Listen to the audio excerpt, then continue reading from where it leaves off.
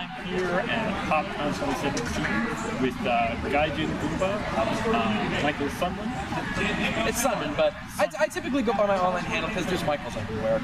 Yes, I was also here to ask about you, not just yourself. Alright, fair enough. First off, simple question. What motivated you to first make videos? It was kind of a see-need and fill-in kind of thing, because I would watch other YouTubers like make fun of weird oddities in older games and retro games. I'm like, guys, if you stopped and thought about where it came from and what it actually is, it actually makes a lot of sense. And it's not like in a mean way. It's just like, hey, there's more to this than meets the eye. So a lot of it was no one's doing this, and I want to do it because I just got back from Japan. I very recently had my degree in international relations, and it's like, this is what I want to do. So I went for it. And thankfully there are enough people like you who are interested in watching it that I can make it a thing. Next question, what is your favorite dessert? That I can eat, or that...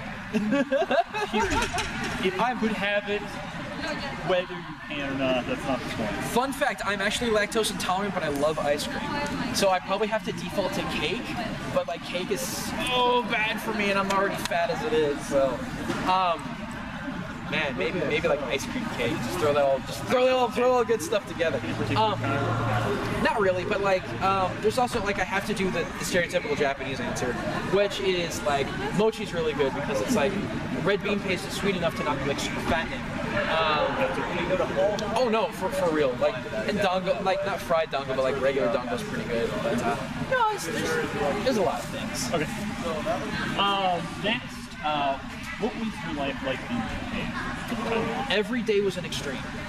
Like, there was extreme good, there was extreme bad all the time. And it's very exhausting.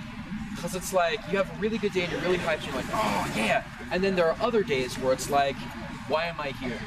It's that kind of, I'm so drained, I'm so tired of it, I just want to go home. Like, on one of the worst days, it was raining outside, and I went to one of the, because I lived out in the countryside, so all the businesses are owned by my family, and I went to this little Italian place, and it's literally Michael Bublé's song of like, I want to go home, playing the whole time, and I'm like, Bublé, don't do this to me, man, I don't need this right now.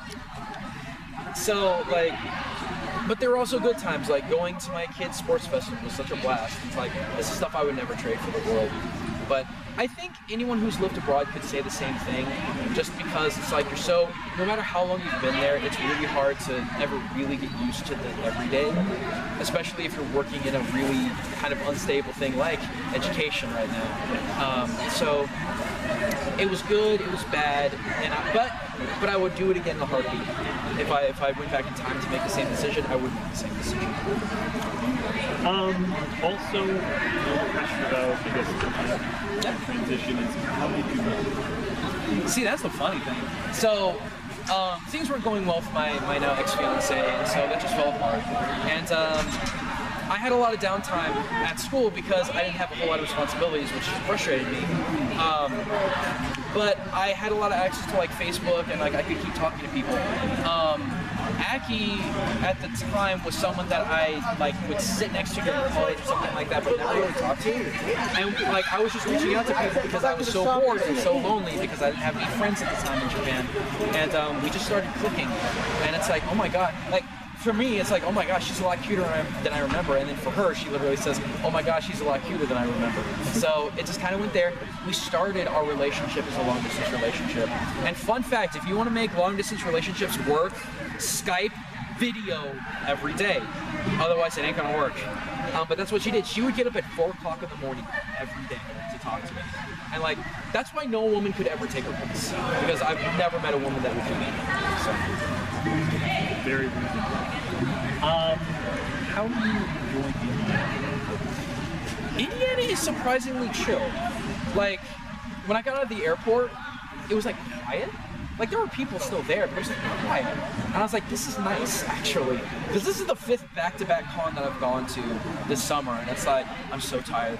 Indy Popcon, I know you're big, but please be chill, please be chill. And it's chill, and I love it. Indiana's like, this is the first time I've ever been here, but it's like, there's so much, like, historically, locally, like, you want to go get good food, there's good restaurants, you want to go to, like, a mall. It's literally right there, like right there. Sure. And it's like, there's so much you can do, but everyone's chill about it. And I'm super down with that. So, like, I definitely want to come back because the venue's great, the locale is great, Indiana's been really great. Like, everything here has been super good.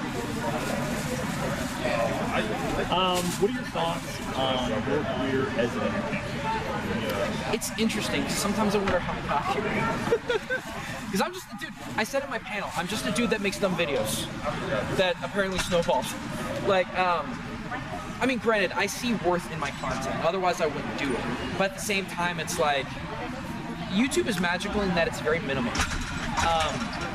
The fact that we're crushing TV right now gives me a lot of hope, and it makes me really happy. Like, I'm sorry if you work in television, but the fact that a person can sit down behind a computer in their basement and just provide raw entertainment of, I do this, or I talk about that, and it's just, it's simple. Like, you don't have to go through a network. You don't have to sell yourself in order to become popular. I mean, some people choose to, but you don't have to online. And it's like, the freedom is so extravagant that it's just, I love it.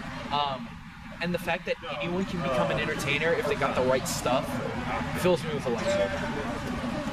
Last question. Sure. If you could be a crystal gem, what kind of gem would you be? I want to be a sapphire because that's my birthstone. And it's really pretty. But I also really would love to be a ruby because red is my favorite color at this point. I don't know, there's something about rich textures and rich colors that I really like, as opposed to like faded colors or like stuff like chocolate diamond. I'm just like, whatever. Just commit one way or another, I suppose, when it comes to gemstones. Well, thanks for answering those questions. Yeah. You have a good, even a tired rest of your con. Oh, it's gonna be good. It's been good. Thanks, guys.